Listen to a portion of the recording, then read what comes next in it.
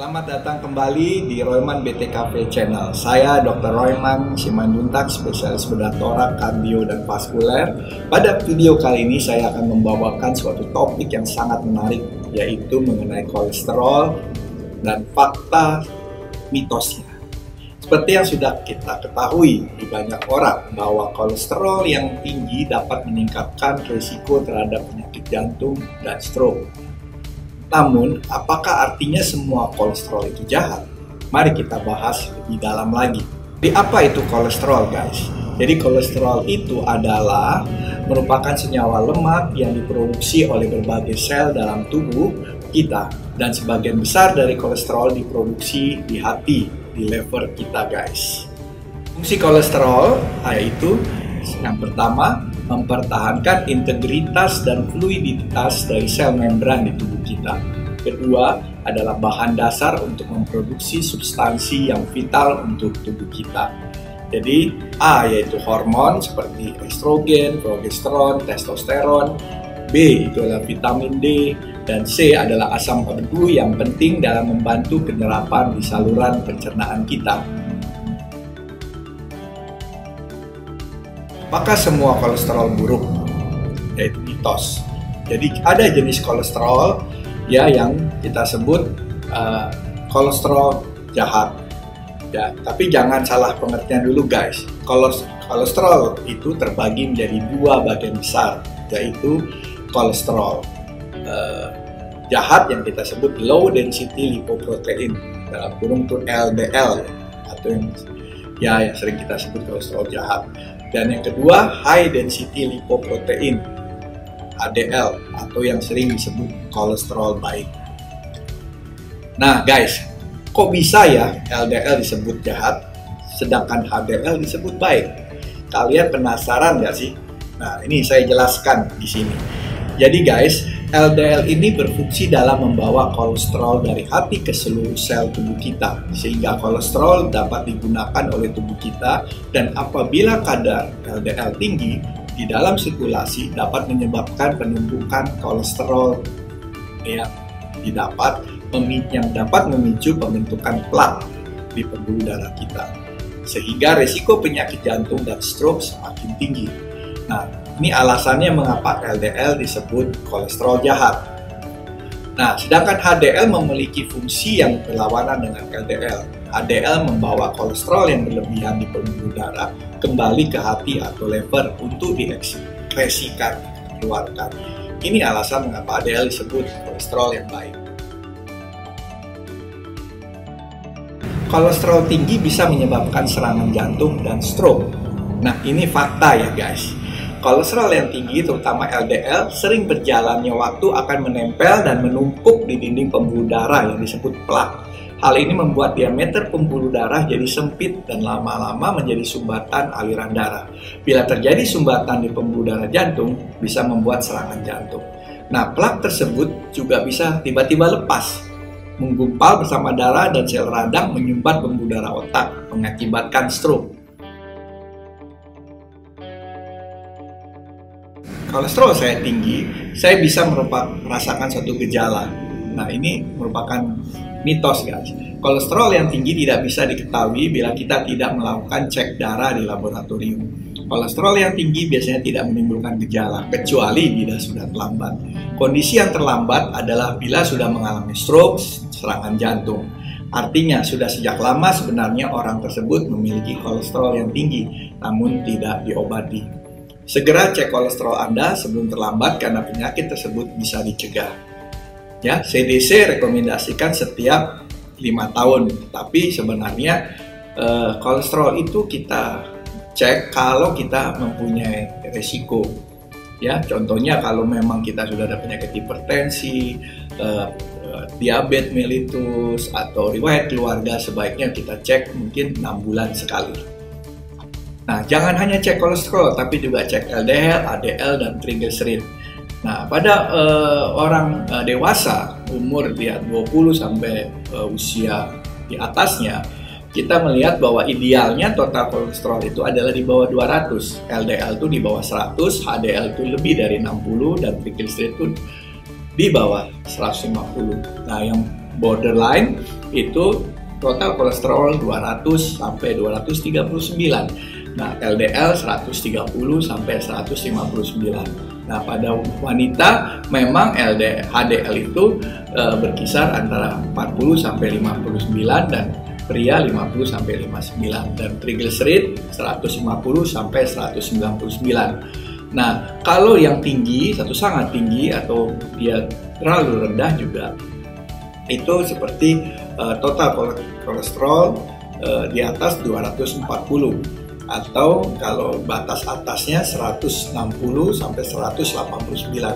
Kalau sangat tinggi itu di atas 190, dan wanita itu kurang dari 40, dan pria kurang dari 50. Dan triglyceride yang tinggi itu 200 sampai 499, tapi yang sangat tinggi itu di atas 500. Hanya orang obesitas yang kadar kolesterolnya tinggi. Ini juga mitos, tidak selalu guys. Memang berdasarkan studi, orang obesitas lebih beresiko memiliki kadar kolesterol yang tinggi. Tetapi bukan berarti bila berat badan Anda tidak obesitas, berarti kadar kolesterol Anda bagus. Faktor pemicu meningkatnya kadar kolesterol bukan dilihat dari berat badan, tetapi juga aktivitas fisik, gaya hidup, merokok, konsumsi alkohol, pola makan, dan lain-lain. Untuk memastikan kadar kolesterol harus dilakukan pengecekan darah di laboratorium. Nah, kolesterol bisa diturunkan dengan merubah gaya hidup. Ini fakta. Merubah gaya hidup adalah salah satu usaha kita untuk menurunkan kolesterol. Caranya adalah dengan ubah pola makan.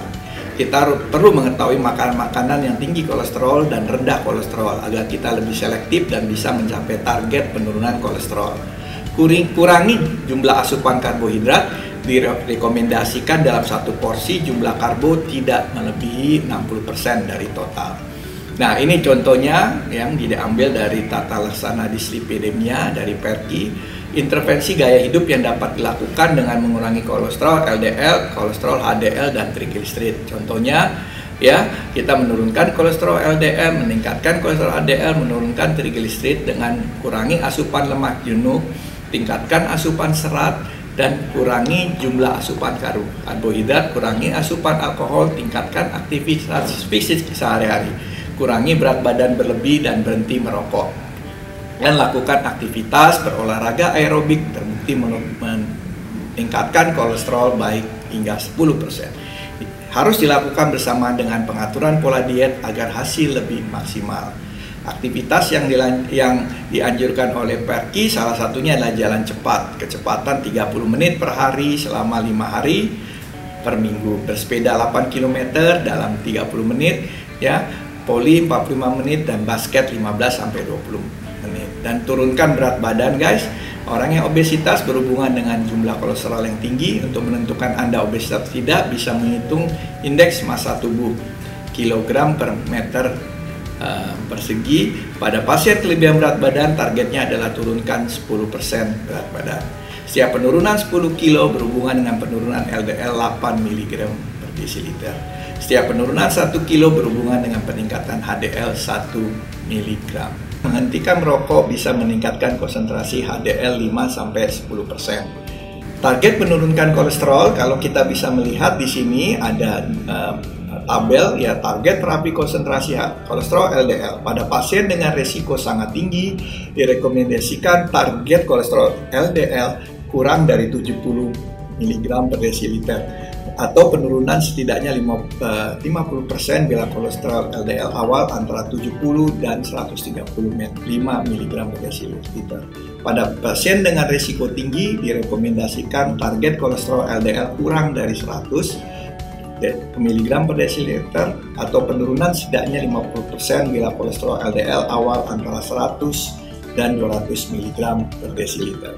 Pada pasien dengan risiko rendah atau menengah, pertimbangkan target kolesterol LDL kurang dari 115. Nah, bisa dilihat di sini apa yang disebut risiko sangat tinggi bila ada riwayat penyakit vaskuler, operasi vaskuler, bypass, pasang stent, TIA stroke, diabetes dengan kerusakan organ atau dengan faktor risiko, merokok, hipertensi, dislipid, dan CKD berat. Dan risiko tinggi, faktor risiko tunggal, hipertensi, dislipidemia, diabetes mellitus yang bermakna seperti tekanan darah 180/110, kolesterol total lebih dari 310, dan CKD sedang GFR 30-59. Dan risiko menengah atau rendah, orang tanpa riwayat penyakit kardiovaskuler atau memiliki angka skor risk rendah. Makanan yang berlemak pasti meningkatkan kadar kolesterol dalam tubuh. Belum tentu. Tidak semua makanan yang berlemak pasti meningkatkan kolesterol. Karena ada yang kita kenal dengan lemak tak jenuh, lemak jenuh, dan lemak trans yang memberikan efek yang berbeda-beda terhadap kadar kolesterol, terutama kadar LDL dan HDL di dalam tubuh kita.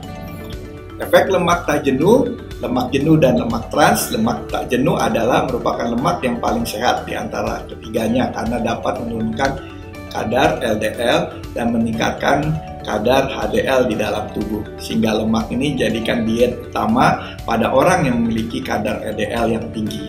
Sumber makanan lemak tak jenuh bisa didapatkan dari kacang-kacangan, alpukat, minyak zaitun, dan ikan, atau salmon, sarden, atau makarel.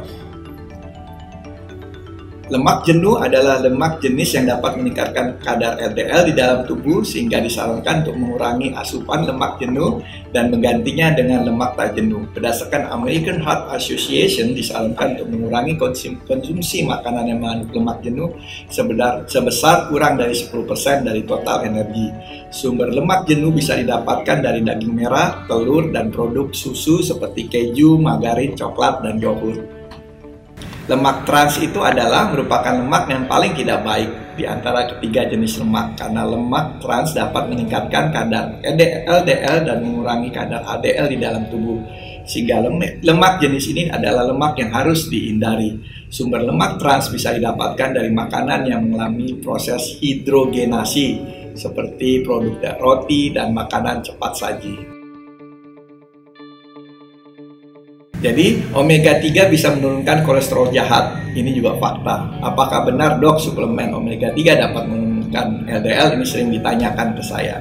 Memang benar, tapi tidak secara langsung karena tujuan utama suplementasi omega 3 adalah meningkatkan HDL secara tidak langsung dan akan menekan jumlah LDL di tubuh. Sebesar 4 gram sehari dilaporkan menurunkan konsentrasi trigliserid 25-30% dan menurunkan konsentrasi kolesterol LDL 5-10% dan meningkatkan konsentrasi HDL sebesar 1-3%. Semua orang dengan kolesterol tinggi wajib minum obat.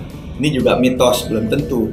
Tidak semua pasien harus minum obat. Bila hasil lab menunjukkan kolesterol tinggi, sebaiknya kontrol ke dokter dan dokter akan mengukur tingkat risiko pasien melalui anamnesis, pemeriksaan fisik, dan melihat hasil lab. Dokter akan menentukan apakah pasien bisa melakukan perubahan gaya hidup terlebih dahulu atau pasien langsung membutuhkan konsumsi obat. Jadi, kapan menggunakan obat? Ada beberapa kondisi khusus di mana makanan dan olahraga tidak cukup untuk menurunkan kolesterol di dalam tubuh sehingga membutuhkan obat untuk dapat menurunkan kolesterol terutama LDL di dalam tubuh. Kondisinya antara lain memiliki kadar LDL yang sangat tinggi dan intervensi dengan gaya hidup yang tidak berhasil. Orang dengan familial hyperkolesterolemia. Ini merupakan kondisi genetik yang dapat menyebabkan gangguan di hati dalam memproduksi dan membuang LDL di dalam tubuh sehingga menyebabkan kadar LDL sangat tinggi pada usia yang cukup muda dan juga memiliki riwayat penyakit jantung. Orang dengan riwayat penyakit jantung sudah pasti memiliki arteri yang sudah menyempit akibat plak atau arteriosklerosis. Diperlukan obat yang dapat menurunkan kolesterol sehingga plak yang sudah terbentuk tidak bertambah buruk dan dapat mencegah risiko stroke dan serangan jantung. Dan memiliki riwayat diabetes, terutama diabetes tipe 2 dapat menurunkan produksi HDL dan meningkatkan LDL. Obat apa saja yang dapat digunakan? Nah, obat ini adalah golongan statin, ada atorvastatin, simvastatin, rosuvastatin. Obat golongan ini merupakan obat pilihan utama dalam menurunkan kadar LDL di dalam tubuh karena bekerja dengan cara menurunkan produksi LDL dan meningkatkan ekskresi dan pembuangan LDL di hati. Namun apabila obat golongan statin tidak cukup dalam menurunkan kadar LDL di dalam tubuh, dapat dikombinasikan dengan obat golongan lain seperti inhibitor PCSK9 dan sequestran asam empedu. Demikian guys, ya.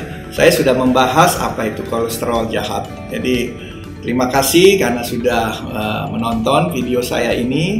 Ini tema yang menurut saya sangat penting untuk menjaga supaya jantung, pembuluh darah kita tetap sehat, dan untuk itu jagalah kolesterol Anda, yaitu khususnya LDL tadi. Dan Anda harus rajin mencek dan juga hidup dengan sehat, makan dengan sehat, dan mengetahui makanan-makanan apa yang baik untuk menjaga kolesterol Anda. Sekali lagi guys, kalau Anda merasa video ini bermanfaat, mohon di subscribe, di like, dan komen. Stay healthy guys.